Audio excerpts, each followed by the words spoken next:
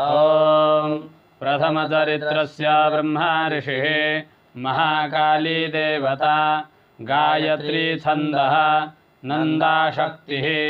रक्तदन्तिका बीजम् अग्निस्तत्त्वं ऋग्वेदस्वरूपं श्रीमहाकाली प्रीत्यर्थे प्रथमचरित्रजपे विनियोगः ध्यानम् खड्गं चक्रगदेषु चापपरिघान् शूलं वसुण्डीं शिरः शङ्खं सन्ददतीं करे स्त्रिनयनां सर्वाङ्गभूषावृतां नीलास्मद्युतिवास्यपाददशकां शेवे महाकालिकां यामस्तौ स्तपिते हरौ कमलजो हन्तुं मधुं कैटभाम् ॐ नमः चण्डिकायै ॐ ऐं मार्कण्डेय उवाच सावर्णिः सूर्यतनयो यो मनुकथ्यजेष्टमः निशामय तदुत्पत्तिं विस्तराद्गततो मम महामायानुभावेन यथा मन्वन्तराधिपः स बभूव महाभागः सावर्णिस्तनयो रवेः स्वारोतिषेन्दरे पूर्वं चैत्रवंशसमुद्भवः सुरथो नाम राजाभूत् समस्ते क्षितिमण्डले तस्य पालयतः सम्यक् प्रजाः पुत्राणि बहुरशान् बभूवुः शत्रवो भूपाः कोलाविध्वंसिनस्तदा तस्य तैरभवद्युद्धमतिप्रबलदण्डिनः न्यूनैरपि शतैर्युद्धे कोलाविध्वंसिविर्जितः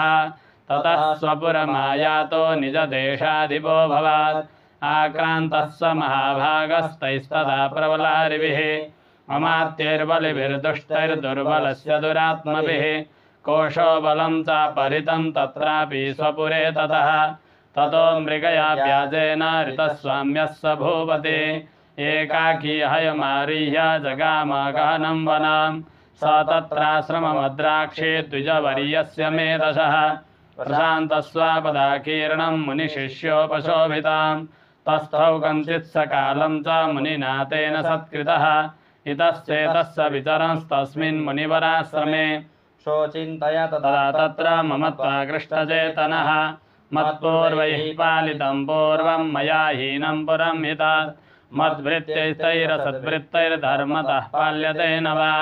न जाने स प्रधानो मे शूरः अस्ति सदा मदः मम वैरिव संयातः कान् भोगानुपलप्स्यते ये ममानुगता नित्यं प्रसादाधनभोजनैः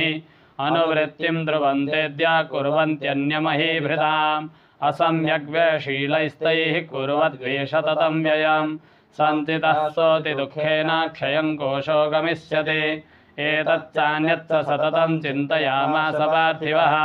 तत्र विप्राश्रमाभ्यासे वैश्वमेकं ददर्शसः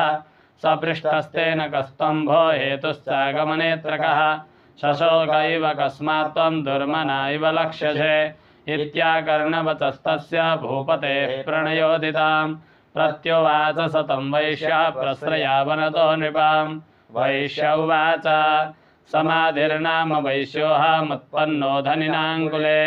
पुत्रदारे निरस्तश्च धनलोभादसाधुभिः विहीनः स धनैर्दारैः पुत्रैरादाय मे धनं वनमभ्यागतो दुःखी निरस्तस्साप्तबन्धुभिः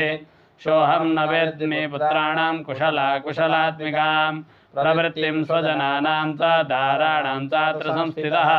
किन्नु तेषां गृहे क्षेममक्षेमं किं नु साम्प्रतां कथं ते किं नु सद्वृत्ताः दुर्वृत्ताः किं नु मे श्रुताः राजोवाच यैर्निरस्तो भवान् लुब्धैः पुत्रदारादिभिर्धनैः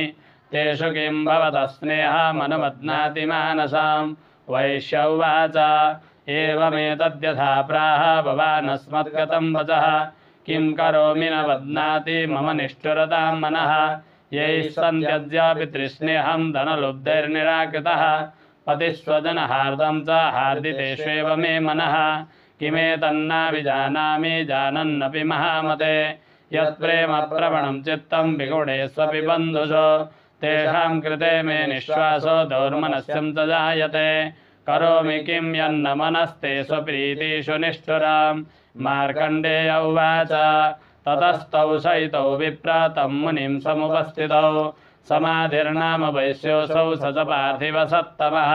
कृत्वा तूतो यथा न्यायं यथार्यं तेन संविदाम् उपविष्टौ कथा काश्चित् चक्रतुर्वैश्यपार्थिवौ राजोवाच भगवस्त्वामहं प्रष्टुमिच्छाम्येकं वदस्वतात् दुःखाय यन्मे मनसा स्वच्चित्ताय ततां विना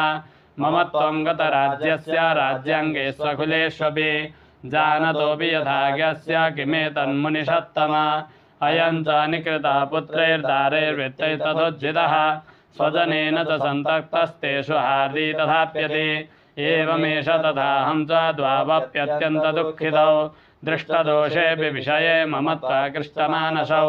तत्किमेतन्महाभाग यन्मोहो ज्ञानिनोरपि ममास्य च भवत्ते सा विवेकान्दस्य मूढता ऋषिरुवाच ज्ञानमस्ति समस्तस्य जन्तोर्विषयगोचरे विषयश्च महाभाग याति चैवं पृथक् पृथक् दिवान्दाः प्राणिना केचित् रात्रावन्दास्तथा परे केचित् दिवा तथा रात्रौ प्राणिनस्तुल्यतिष्ठयः ज्ञानिनो मनुजाः सत्यं किं तु तेन हि केवलं यतो हि ज्ञानिनः सर्वे पशुपक्षिमृगादयः ज्ञानं च तन्मनुष्याणां यत्तेषां मृगपक्षिणां मनुष्याणां च यत्तेषां तुल्यमन्यत्तथोभयोः ज्ञानेऽपि सति पश्येतान् पतङ्गान् सावचञ्चुषो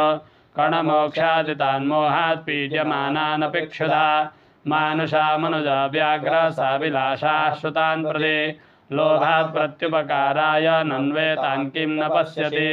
ममातीर्ममता वर्ते मोहगर्ते निपातिताः महामाया प्रभावेण संसारस्थितिकारिणा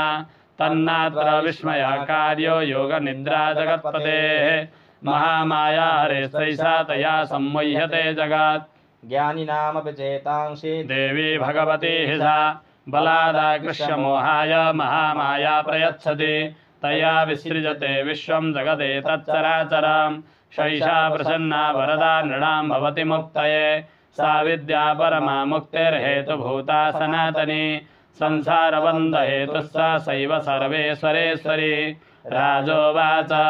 भगवन् का हि सा देवी महामायेति यां भवान् ब्रवीति कथमुत्पन्ना सा कर्मा स्यात्स किं द्विजः यत्प्रभावात् सा देवी यत्स्वरूपा यदुद्भवा तत्सर्वं श्रोतुमिच्छामि तत्तो ब्रह्मविदाम्बरा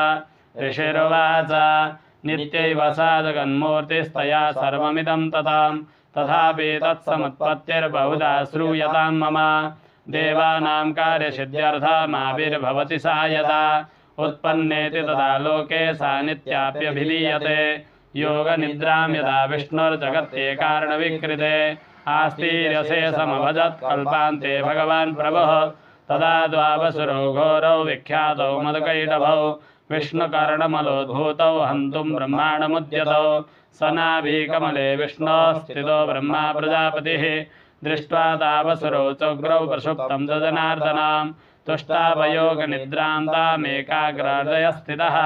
विबोधनार्थाय हरेर्हरिनेत्रकृतालयां विश्वेश्वरीं जगद्धात्रीं स्थितिसंहारकारिणीं निद्रां भगवतीं विष्णोरतुलां तेजसा प्रभुः ब्रह्मोवाच त्वं स्वाहा त्वं सुधा त्वं हि वषट्कारस्वरात्मिका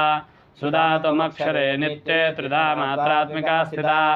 अर्धमात्रा स्थिता नित्यायानुच्चार्या विशेषतः त्वमेव सन्ध्या सावित्री त्वं देवी जननी परा त्वयैतद्धार्यते विश्वं त्वयैतत्सृजते जगत् त्वयैतत्पाल्यते देवी त्वमस्यन्ते च सर्वदा विशिष्टौ सृष्टिरूपा त्वं स्थितिरूपा च पालने तथा संवृत्तिरूपान्ते जगतोऽस्य जगन्मये महाविद्या महामाया महामेधा महास्मृतिः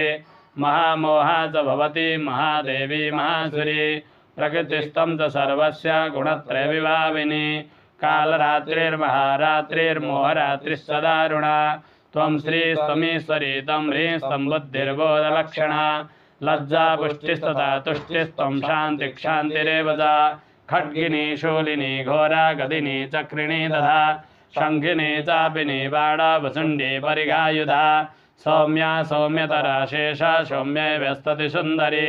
परा पराणां परमा त्वमेव परमेश्वरी यच्च किञ्चित् क्वचिदस्तु सदसद्वाखिलात्मिके तस्य सर्वस्य या शक्तिः सा तं किं स्तूयसे तथा यया तया जगत्स्रष्टा जगत्पात्यति यो जगात् सोऽपि निद्रावसाम्नीता कस्त्वां स्तोतुमिहेश्वरः विष्णोः शरीरग्रहणमहमीशान एव च कारितास्ते यतो तस्त्वां कस्तोतुं शक्तिमान् भवेत् सा त्वमित्थं प्रभावैः स्वैरुदारे देवि संस्तुता मोहयेतो दुरादर्शा वसुरौ मधुकैटभौ प्रबोधं जगत्स्वामी नीयतामच्युतो लघौ बोधस्य कीर्तामस्य हन्तुमेतो महासुरौ ऋषिरुवाच एवं स्तुता तदा देवी तामसी तत्र वेदसा विष्णोः प्रबोधनार्थाय निहन्तुं मधुकैटभौ नेत्रास्य नासिका बाहुहृदयेभ्यस्तथोर्षः निर्गम्य दर्शने तस्थौ ब्रह्मणो व्यक्तजन्मनः उत्तस्थौ च जगन्नाथस्तया मुक्तो जनार्दनः एकार्णवे हि शयनात् ततः स दधिषे ततौ मधुकैटभौ दुरात्मानवतिवीर्यपराक्रमौ क्रोधरक्ते क्षणावत्तुं ब्रह्माणं जनितोद्यमौ समुत्थाय ततस्ताभ्यां युधे भगवान् हरिः पञ्चवर्षसहस्राणि बाहुप्रहरणो विभुः तावप्यतिबलोन्मत्तौ महामाया विमोहितौ उक्तवन्तो वरुस्मत्तो म्रियतामिति केशवां श्रीभगवानुवाच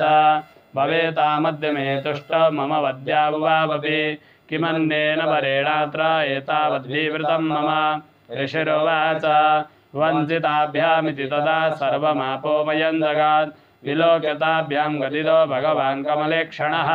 आवां जहीन यत्रोर्वी सलिलेन परिप्लुता ऋषिरुवाच तथेदुक्ता भगवता शङ्खचक्रगदाभृता कृत्वा चक्रेण वैच्छिन्ने जगने शिरसि तयोः एवमेषा समुत्पन्ना ब्रह्मणा संस्तुता स्वयं प्रभावमस्या देव्यास्तु भूयः शृणु वदामि ते ऐं ओ